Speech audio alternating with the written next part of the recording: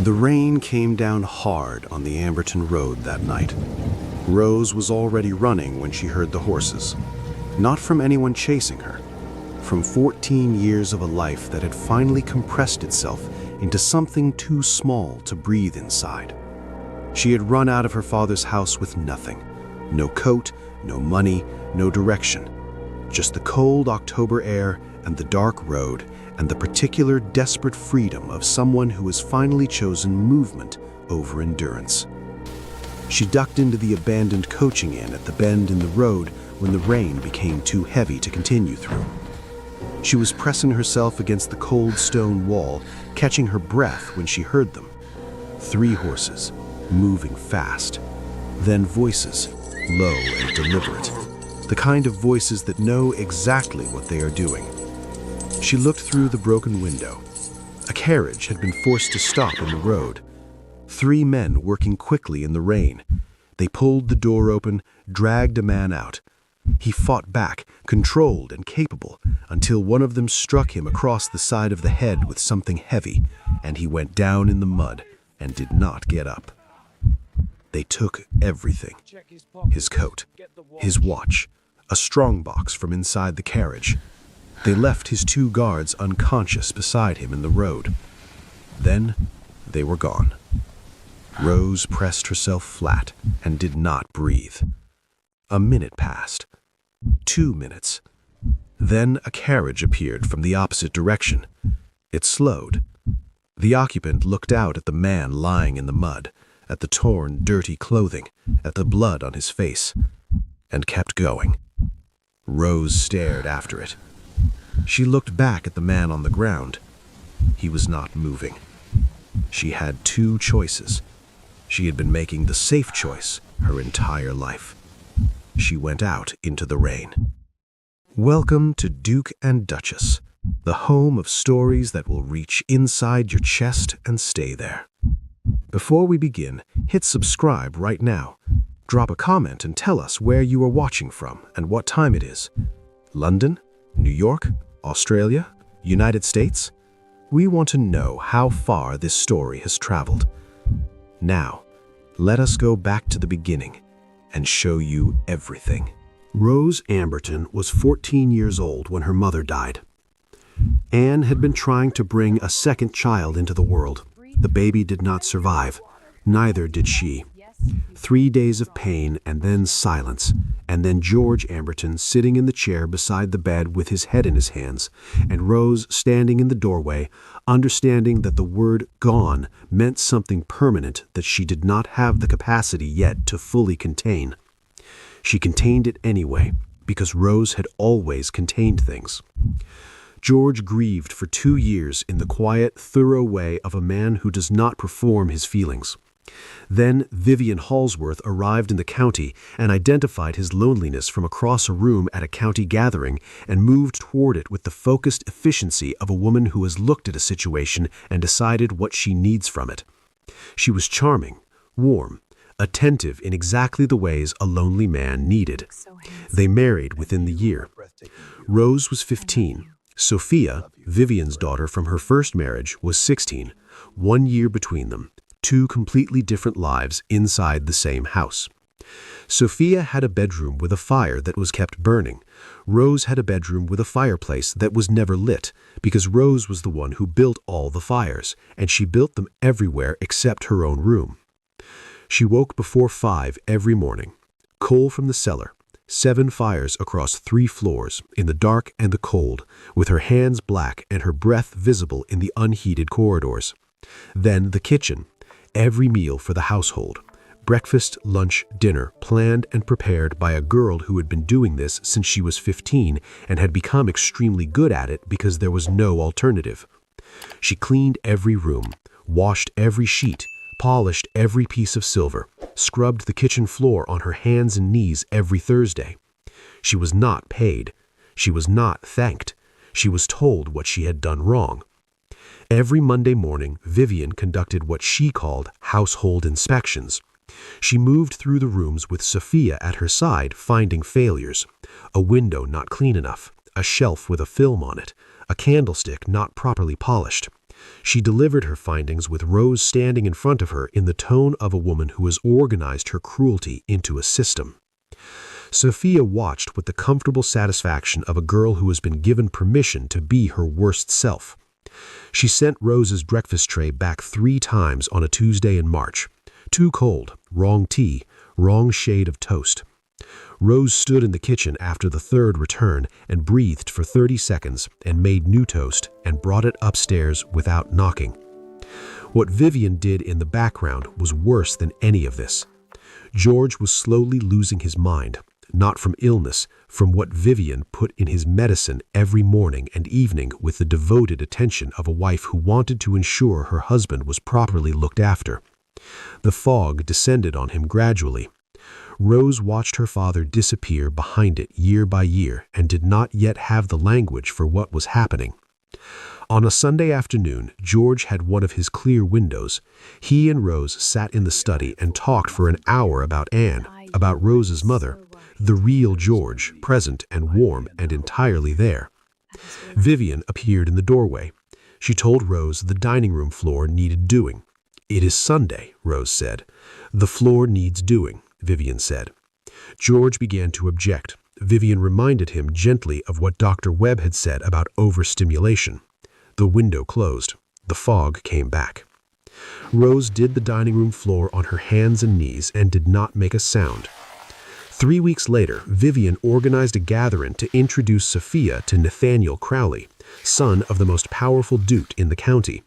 Rose prepared the entire event and was told she would remain in the kitchen when the guests arrived. Duke Crowley did not attend. The gathering failed. Vivian stood in the entrance hall and blamed Rose for it in front of everyone. The slap was very loud. Rose's head turned with the force of it. Sophia made a sound that was not quite shock. Rose lowered her hand from her face. She looked at the front door.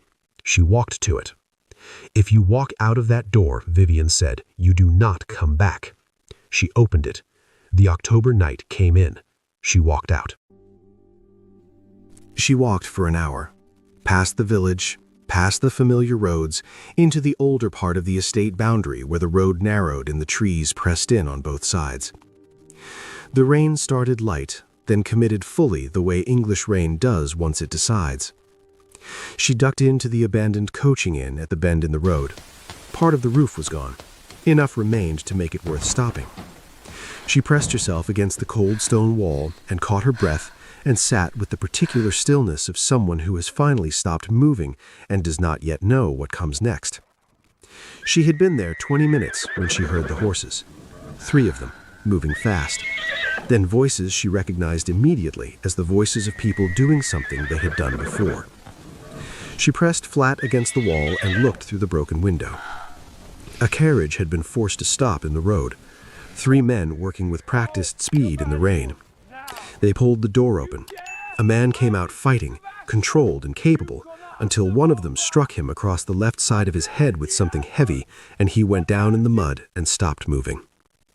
They took his coat, his watch, a strongbox from inside the carriage. They left his 2 guards unconscious in the road. 4 minutes from start to finish. Then they were gone into the trees. Rose pressed flat and counted 2 full minutes in her head. Then a carriage appeared from the opposite direction. It slowed. The occupant looked out at the man lying face down in the mud, looked at the torn, dirty clothing, looked at the blood, kept going. Rose stared after it. She looked at the man on the ground, not moving. She went out. She crossed the road and crouched beside him and pressed 2 fingers to his neck. Strong pulse. Fast. She turned him carefully onto his back and looked at the wound. A deep cut above the left ear, bleeding significantly. Head wounds bled heavily. This one was serious but survivable. It needed pressure and warmth and a doctor. His clothing was expensive beneath the mud. Fine wool, good boots. The hands of a man who worked, but not roughly. One of his guards was stirring, sitting up slowly with the careful confusion of someone reconstructing events. "Can you hear me?" Rose said. The guard looked at her. "Who are you?" "Nobody," Rose said. "Your employer is bleeding and unconscious. Where can we take him?" The guard looked at the man on the ground. Something moved in his face. Crowley Hall, 3 miles north. Rose looked at the carriage, still intact, horses skittish but present. Then we take him there, she said. She helped the guard lift his employer into the carriage. She climbed in after him. She took off the outer layer of her dress and folded it and pressed it firmly against the wound and held it there. The carriage moved north. She held pressure on a stranger's head wound in the dark and the rain and did not think about what she had left behind. She thought only about what was 3 miles ahead. She did not know whose blood was on her hands. She did not know that the man whose life she had decided was worth going out into the rain for was the son of the most powerful duke in the county. She was 3 miles from finding out. The gateposts announced Crowley Hall a full mile before the carriage reached it. Enormous pale stone columns with the Crowley family crest visible even in the dark. Then the drive lined with oaks that had been growing longer than anyone alive could verify. Then the lights, every window in the east wing burning warm gold against the October night. Then the hall itself. Rose looked at it through the carriage window and felt the particular smallness of a person confronted with something built on a completely different scale from anything in their experience. The carriage stopped. People came down the steps before the horses were fully still. 2 footmen, a woman in a housekeeper's dress, who moved with the authority of someone for whom significant crises are events to be managed, not panicked over. And at the top of the steps, a man, 65 years old, broad and silver-haired, the quality of clothing that does not announce itself. He looked at the stopped carriage with the sharp, focused eyes of someone who has been reading situations correctly for 65 years. Rose stepped out of the carriage, blood on her dress, rain in her hair. The direct manner of a woman who has been keeping pressure on a head wound for 3 miles and has not had a moment to think about anything else. The housekeeper reached her first. What happened? Robbed on the Amberton Road, 3 men. He was struck on the left side of the head, unconscious for 40 minutes. Strong, steady pulse. The wound needs cleaning and closing tonight. The housekeeper turned and directed the footman with complete authority. The man at the top of the steps came down. He looked at his son being lifted from the carriage, at the bruise and blood and mud. Something moved in his face and was controlled immediately. Then he looked at Rose. You were with him? I found him after the men left. I kept pressure on the wound. His guard told me to bring him here. Come inside, he said. I should go. Come inside. The second time was not a question. Rose went inside. The housekeeper's name was Mrs. Grace. She took Rose to a small sitting room, fire built up, dry clothes brought, tea, then food, which Rose ate with the focused efficiency of someone who has learned not to be uncertain about food when it is offered. Mrs. Grace sat with her. When Rose told her everything, the coaching inn, the 3 men, the carriage that passed without stopping, the woman who went out into the rain anyway, 3 miles of pressure on a head wound. You kept pressure on the wound for 3 miles, she said. It needed pressure, Rose said. Mrs. Grace looked at her with the particular look of a woman who has been assessing people for 60 years and has just formed a clear opinion. What is your name? Rose Amberton. Something moved in Mrs. Grace's face. George Amberton's daughter, she said. I knew your mother, Anne. She was a remarkable woman. Yes, Rose said quietly. She was. Nathaniel Crowley came back to consciousness at midnight. His father was in the chair beside the bed. How did I get here? Nathaniel said.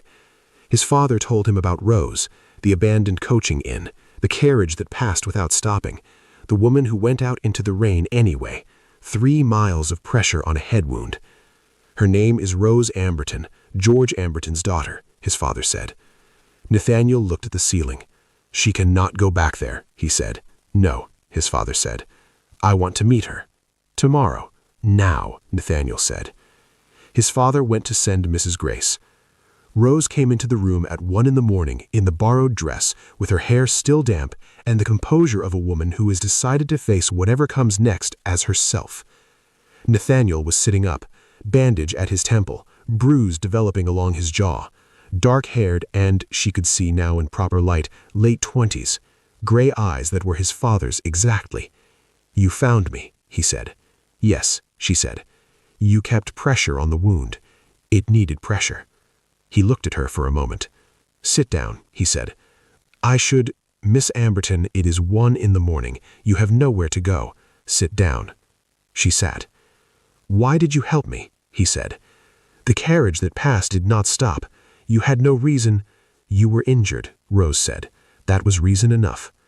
Nathaniel Crowley looked at this woman across the room with the steady, direct gaze of someone who has answered the question completely and needs nothing added to it. He had met a great many people in 28 years. He had not met many people like this. "One night," he said. "Stay tonight. We will talk in the morning." "One night," she said. They both understood it was not what either of them meant. Rose settled into Crowley Hall the way a person settles into warmth after a long time in the cold. Not immediately, not without difficulty. The first morning she woke before 5 out of pure habit and lay in the warm bed for a moment, completely disoriented by the absence of what she was supposed to be doing. There were no fires to build. There was no coal to carry. Nobody was going to appear in the doorway with a list of failures. She lay in the warm bed and breathed. Then she got up and found Mrs. Grace and asked what needed doing. Mrs. Grace put her to work immediately. Real work, with purpose and the particular satisfaction of a household that runs well. Rose moved through it with the efficiency of 14 years of practice, and the particular relief of doing it somewhere that the work was acknowledged, and the person doing it was treated as a person. The difference was staggering. Nathaniel appeared in the rooms where she was working with a frequency that had stopped being coincidental by the second day. He asked her questions, what she had read, what she thought, what she knew. He listened to everything with the complete attention of a man who has found something genuinely interesting and is not performing interest to produce an effect. On the 4th morning, Duchess Miriam found Rose in the linen room and sat down and asked her how she was. Rose stopped what she was doing. She stood at the linen shelf and felt the question land in the way that real questions land when they have not been asked for a very long time. "I do not know," she said honestly. "I have not been asked that in a long time." "Then you shall be asked it here," Miriam said, "every day if necessary." She told Rose what Dr. Webb had said 18 months ago, about George's condition, about what he believed was happening to it. Rose stood completely still while Miriam spoke. When she finished, Rose said, "She has been poisoning him." Not a question, the confirmation of something she had been carrying for years without the language for it. The Duke set the machinery in motion that same morning. Dr. Webb, Magistrate Hollis, the right people with the right documentation moving in the right direction. Sophia found out on a Tuesday morning at a county gathering. A woman leaned across the tea table and said with the bright, specific pleasure of someone delivering remarkable news that Rose Amberton had been at Crowley Hall for 5 days. Sophia put her teacup down. She went home and told her mother. Vivian's face did something Sophia had never seen it do before. The control slipped for 3 seconds. What was underneath was visible. Fury. Calculation, something adjacent to fear.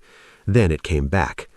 "Get your coat," Vivian said. "We are paying a condolence call." They arrived at Crowley Hall on a Wednesday afternoon, Vivian in her best dress, performing a respectable county woman with everything she had. Sophia beside her in the dress Rose had told her was not the most flattering. She looked beautiful anyway. She had spent the morning making sure of it. She arranged herself carefully in Duchess Miriam's drawing room with the practiced confidence of a girl who has been told since childhood that her appearance is her most valuable asset. Then the drawing room door opened. Nathaniel came in. Sophia smiled, the specific smile she had been practicing since she was 14, her best one, deployed with precision. Nathaniel looked at Vivian, acknowledged her, looked at Sophia. His eyes moved past her. Rose had come in behind him. She was wearing a dress that belonged to Crowley Hall, simple but well made, standing straight and at ease in the room with the composure of someone who belongs in it. Nathaniel crossed to her. He stood beside her in the specific way that proximity says things words have not yet said. Sophia looked at this. She looked at Nathaniel standing beside Rose, at the way he had moved toward her without thinking about it, at the way he looked at her with an expression that was entirely unambiguous. She smiled again, more deliberately this time. "You must be Nathaniel," she said, warm, designed. He, Lord Crowley, said pleasantly. He looked back at Rose. Sophia held her smile. "I am Sophia," she said, "Rose's sister." "Stepsister," Rose said quietly. Nathaniel looked at Sophia with the polite attention a social situation requires. Then he looked back at Rose, and stayed looking at Rose, with the complete, focused attention of a man who has found what he was looking for and is not looking anywhere else. Sophia understood this. She had been trained to read rooms. She read this one completely. What she found in it landed with a specific weight of something she had not been prepared for. She looked at her mother. Vivian was looking at Rose and Nathaniel with an expression performing composure over something that was not composed at all. The visit lasted 40 minutes. When they were in the carriage with the Crowley Hall gates behind them, Vivian said nothing for the entire journey home. Sophia looked out the window. She thought about Rose standing straight in that drawing room. She thought about Nathaniel's eyes moving past her. She thought, for the first time in her life, about what it actually cost to be her mother's daughter. She did not say any of this. She looked out the window at the road going by. Vivian maintained her composure throughout the legal proceedings. She sat in the courtroom in her best dress, with her back straight and her face arranged, and she performed dignified, wronged innocence with everything she had. She expressed confusion, distress, the wounded quality of a woman who cannot understand why she is being treated this way. She said things about Rose, specific things, constructed things, said clearly and with conviction in the tone of a woman who believes that saying something with enough confidence makes it true. Rose sat through it without expression. She had 14 years of practice sitting through things Vivian said without expression. When it was her turn, she spoke simply and directly. She described what she had observed, what she had experienced, specific incidents she could name and date. She did not perform distress. She did not seek sympathy. She told the truth in the organized, direct way of a woman who has been storing information for 14 years and has finally been asked to present it. The medical evidence was specific and unambiguous. The court found accordingly. Vivian was removed from Amberton House. George's recovery was not linear. The fog lifted in stages, bad days and better days. Rose learned the rhythm of it and stopped being frightened by the bad ones and started being truly grateful for the good ones. By spring, he was sitting at his own dinner table making conversation. By summer, he was walking the estate in the mornings the way he used to walk it before Vivian arrived and rearranged everything, including him. By autumn, he laughed at something. Rose was in the kitchen with Edith when it happened, the full, unguarded laugh coming from the dining room where George was having supper with Dr. Webb. Rose set down what she was holding. She pressed both hands flat on the kitchen table. She breathed. Edith came and stood beside her and put one hand on her back and said nothing, because nothing was what was needed. Sophia went to her father, Edmund Halsworth, the man Vivian had left, the man the county had been told was impossible. He was not impossible. He was quiet, consistent, the kind of father who showed up for ordinary Tuesdays. Sophia had not had that before. She did not say this to him. He already knew. She was her mother's daughter in the ways that years of training produced. She was also, it turned out, her father's daughter in ways that had never been allowed to surface. She was not what she had been at Amberton House. She was finding her way towards something better. It took time. Most real things do. Nathaniel came to Amberton House every Thursday. He sat with George, talked with him, brought books, listened to his stories about Anne with the real attention of a man who understands that a person's past is part of who they are. George told Rose on a Thursday evening after Nathaniel had gone that the young man looked at her the way he had looked at Anne. "Father," Rose began. "I am completely clear right now," George said. He looks at you the way I looked at your mother. She would have liked him very much." Rose looked at her father for a long moment. Then she went after Nathaniel. She caught him at the gate. He turned. She was slightly out of breath, hair coming loose, the working dress she had been in all day. She had not thought about any of this until this exact moment. "My father says you look at me the way he looked at my mother." Nathaniel went very still. "Your father," he said, "is a perceptive man." "She is," she said, "particularly when he is clear." They looked at each other at the gate in the evening light. "Rose," he said. "Yes," she said. "I have been trying to find the right moment. There is no right moment. There is only this one." He took one step toward her. She did not step back. "Rose Amberton," he said quietly. "Will you?" "Yes," she said. "I have not finished." "I know what you are asking." "Yes." He laughed, the real laugh, completely open. Rose smiled, the real one, the one she had been keeping inside for 14 years. Vivian came out of her sentence into a world that had reorganized itself completely without her input. Amberton House belonged to George. George was recovering. Rose was not where Vivian had left her. She had left Rose with nothing. Nothing had turned out to be the road in the rain, and the road in the rain had turned out to be everything. Sophia built a different life, away from her mother's instructions, closer to her own nature. She was not her mother. She had simply been following the only lead she had ever been given. Given something different, she became something different. Edith retired with a pension that Rose arranged personally. She received it with the dignity of a woman who has spent decades doing the right thing and has decided she is allowed to be taken care of now. George Amberton walked his daughter down the aisle of the village church on a June morning. He held her hand at the door a moment longer than necessary before letting go, which was exactly right. Rose Crowley, formerly Rose Amberton, became the Duchess of Crowley at 23 years old. Duke Reginald never quite recovered from how much he liked her. He tried to maintain the dignified reserve of a man of his position. He failed completely. Nathaniel accepted this as the compliment it was. Rose accepted nothing. She had never needed anyone's approval to know her own worth. She had learned that on a cold road in the rain, when she went out for a stranger because he was injured, and that was reason enough. Some people spend their whole lives waiting to be chosen. I was hoping Rose you would say Amberton that. had simply gone out into the rain, and in doing so, Thank you. had chosen You're not so herself, bad yourself. which turned out to be the only choice that ever mattered.